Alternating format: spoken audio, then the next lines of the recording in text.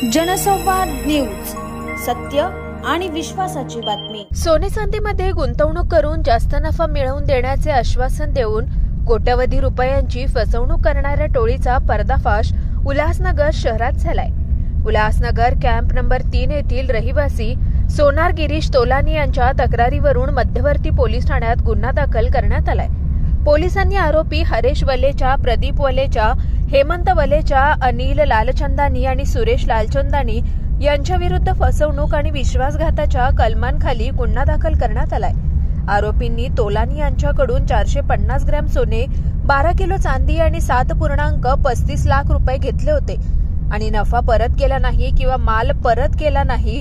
अखेर पोलिसांनी हरेश वलेचा आणि प्रदीप वलेचा यांना अटक करून आज उल्हासनगर न्यायालयात हजर केलं असता प्रदीपला 2 दिवसांची पोलीस कोठडी आणि हरेशला न्यायालयीन कोठडी सुनावण्यात आली आहे। दरम्यान हे प्रकरण फक्त एका व्यावसायिकापुरते मर्यादित असून असे अनेक व्यापाऱ्यांची 15 ते 20 कोटी रुपयांची फसवणूक झाल्याचं बोललं जात आहे। या प्रकरणाचा तपास आता सहाय्यक पोलीस निरीक्षक सुजित मुंडे करत आहेत। उर्वरित फरार आरोपींच्या शोधात पोलीस विविध ठिकाणी छापे टाकतायत।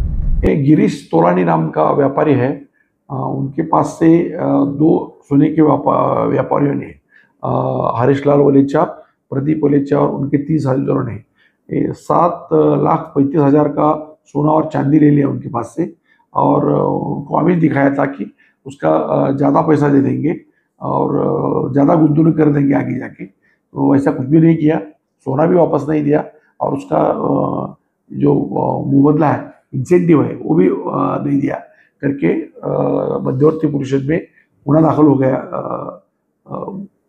है।